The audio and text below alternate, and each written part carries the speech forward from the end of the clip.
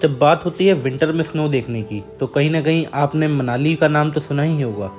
आखिर यार मनाली है ही इतनी सुंदर जगह। तो आज हम आपको देंगे मनाली का एक पूरा टूर गाइड कि मनाली कहाँ है, मनाली कब जाना चाहिए, मनाली आप कैसे पहुंच सकते हैं और स्टे और फूड के ऑप्शंस कहाँ कहाँ हैं। साथ ही हम आपको बताएंगे कि मनाली में आप कहाँ कहाँ घूम सकते हैं और टोटल एक्सपेंस कितना पड़ेगा। और सबसे ज़रूरी, आजकल हर जगह इतनी भीड़ या पब्लिक है कि हर जगह या ट्रैफिक लगा रहता है, तो उससे बचने के लिए कुछ ना कुछ आपको ऑफ ग्रिड प्लेसेस भी बताएंगे मनाली के लिए। तो मैं अभय शर्मा आप सबका स्वागत करता हूं हमारे इस प्यारे से यूट्यूब चैनल पर। तो देर किस बात की, आइए शुरू करते हैं। जो लोग मनाली को नहीं जानते उनके लिए मैं बता दूं कि मनाली हिमाचल प्रदेश का एक बहुत ही खूबसूरत स्टेशन है, जिसकी दूरी दिल्ली से 503 किलोमीटर और चंडीगढ़ से 272 किलोमीटर है। इसे विंटर वंडरलैंड या गेटवे टू लद्दाख भी कहा जाता है, क्योंकि आपका लद्दाख का सफ़र भी यहीं से शुरू होता है। तो अब बात करते हैं कि आप मनाली कैसे पहुंच सकते हैं। तो मनाली आप 3 तरीक़ों से पहुंच सकते हैं। सबसे पहला और सबसे ज़्यादा इस्तेमाल करने वाला रूट है बाय वॉल्वो। जी हाँ, हर रोज़ दिल्ली और चंडीगढ़ से वॉल्वो बसेस चलती हैं जो आपको मनाली पहुंचा देंगी। आप इन बसेस को ऑनलाइन और ऑफलाइन दोनों जगह से बुक कर सकते हैं, बट मेरे एक्सपीरियंस से आपको ऑनलाइन ही बुक करना चाहिए। अगर इन बसेस के प्राइस की बात करूं तो दिल्ली टू मनाली आपको वन साइड जर्नी का प्राइस एक सेमी स्लीपर एसी बस में लगभग 800 से 1200 रुपये पर पर्सन डिपेंडिंग ऑन सीज़न मिल जाएगा। अब बात करते हैं दूसरे ऑप्शन की, वो है बाय एयर। तो मनाली से नियरेस्ट एयरपोर्ट है भुंटर एयरपोर्ट जो कुल्लू में है, और वहाँ आपको मनाली के लिए कैब्स मिल जाएंगी, तो आप वहाँ से ईजिली अपने मनाली पहुँच सकते हैं। और अगर मैं तीसरे ऑप्शन की बात करूँ तो वो है बाय रोड। बाय रोड भी बहुत अच्छी रोड बनाई हुई है। अभी अपना 4 लेन प्रोजेक्ट कंप्लीट हुआ है, तो उसके चलते आप चंडीगढ़ से मनाली मैक्स टू मैक्स 2.5 से 3 घंटे में आराम से आप पहुंच सकते हो।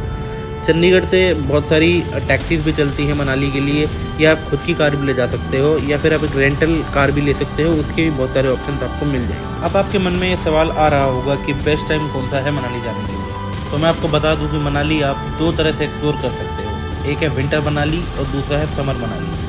अगर आप समर में प्लान कर रहे हो तो आपके लिए अप्रैल से अगस्त बेस्ट टाइम रहेगा, और अगर आपको वाइट मनाली या स्नो कवर्ड मनाली देखना है तो आपके लिए दिसंबर एंड टू फरवरी फर्स्ट वीक का बेस्ट टाइम रहेगा। इस टाइम के बीच यहाँ पर स्नो बढ़िया पड़ जाती है और आप पूरा एंजॉय कर सकते हो उसमें। अगर हम मनाली में स्टे की बात करें कि आपको होटल कहाँ लेना चाहिए, तो मैं सजेस्ट करूँगा मेन मॉल रोड एरिया। जी हाँ, क्योंकि मेन मॉल रोड एरिया में आपको आराम से 1000 से 2000 के बीच depending on hotel and season आपको रूम्स मिल जाएंगे। अगर किसी को मॉल रोड नहीं पता तो उसको मैं बता देता हूँ कि हर हिल स्टेशन की एक मेन मार्केट होती है, जहाँ आपको शॉपिंग और फूड के काफ़ी सारे ऑप्शंस मिल जाएंगे। तो उस मेन मार्केट को हम उस हिल स्टेशन की मॉल रोड कहते हैं। और यहाँ आपको हर टाइप का फूड भी अवेलेबल होगा, क्योंकि यहाँ बहुत से अच्छे अच्छे रेस्टोरेंट्स और फूड चेन्स लाइक डोमिनोज भी होते हैं। अब हम मनाली पहुँच भी गए, होटल भी ले लिया, लेकिन अब आप सब ये जानना चाहते होंगे कि यहाँ घूमने के लिए क्या क्या जगह है। तो मैं आपको पूरा एक्सप्लेन करता हूँ। मान लो कि आप सुबह मनाली पहुँच गए और आपने वहाँ रूम भी ले लिया, तो आप सबसे पहले लोकल मनाली जैसे Hadimba Devi temple, Vashisht temple, old Manali और जोगनी वाटरफॉल और रात में मॉल रोड घूम सकते हैं।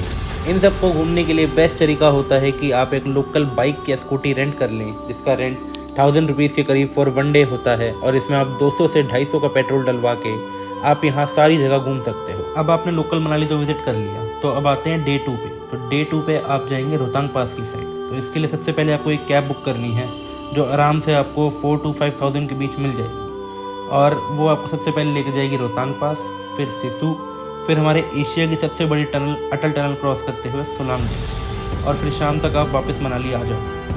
अगर आपको एडवेंचर एक्टिविटीज़ का शौक है तो आप सोलांग वैली को सबसे पहले विजिट करें, और आप वहाँ बहुत सारी एक्टिविटीज़ लाइक पैराग्लाइडिंग और बंजी जंपिंग भी कर सकते हैं। अब आते हैं हम डे 3 पे। तो डे 3 पे हम जाएंगे मनाली से थोड़ा नीचे यानी कुल्लू की तरफ। तो आपको फिर से सुबह एक कैब करनी है और निकल जाना है मणिकरण साहिब गुरुद्वारे के लिए। ये कैब आपको 3 से 4000 रुपये में मिल जाएगी। मणिकरण साहिब अगर आप नहीं जानते तो ये एक गुरुद्वारा है जिसका नेचुरल हॉट स्प्रिंग वाटर आता है, और यहाँ का जो लंगर है वो भी इसी हॉट स्प्रिंग वाटर से बनता है, तो आप मस्ट ट्राई कीजिए। और मणिकरण के रास्ते में एक जगह आती है कसोल, तो आप कसोल की मार्केट और वहाँ का नेचर पार्क भी एक्सप्लोर कर सकते हैं, और शाम तक मनाली वापस भी आ सकते हैं। तो ये था आपका मनाली का कंप्लीट 3 डेज आइटरनिटी। अब बात करते हैं कि इस आइटरनिटी पे टोटल एक्सपेंस कितना पड़ जाता है। तो मैं बात करूं, अगर आप 3 से 4 लोग जा रहे हो, जो कि बेस्ट ऑप्शन है एक बजट ट्रिप के लिए, क्योंकि आप सब एक ही रूम में एडजस्ट हो जाओगे और आपको कैब भी एक ही करनी पड़ेगी, आपको 2 कैब की ज़रूरत नहीं पड़ेगी। तो उस हिसाब से एक्सपेंस भी डिवाइड हो जाता है। अब जो मैंने आपको एटर्निटी बताई है तो उस हिसाब से आप आराम से 7,000 से 8,000 पर पर्सन मनाली का ट्रिप कर सकते हैं। अब बात करें कि अगर आपको off beat places near Manali जानने हैं, जहाँ थोड़ी भीड़ कम होती है, थोड़ी टूरिस्ट कम होते हैं, तो आप places like Sethan, Kasol and Koksar भी एक्सप्लोर कर सकते हैं। बट यहाँ आपको टूरिस्ट एक्टिविटीज़ और मार्केट बहुत कम मिलेगी, लेकिन आपको एक स्टे का ऑप्शन बहुत अच्छे मिल जाएंगे आराम से और बहुत रीजनेबल प्राइस पे मिल जाएंगे। तो यही था हमारा आज का मनाली टूर गाइड। उम्मीद है कि आपको पसंद आया होगा, तो लाइक कीजिए, शेयर कीजिए और अपने फीडबैक ज़रूर दीजिए और जुड़े रहिए ऐसे ही और ट्रैवल गाइड वीडियोज़ के लिए। Till then bye.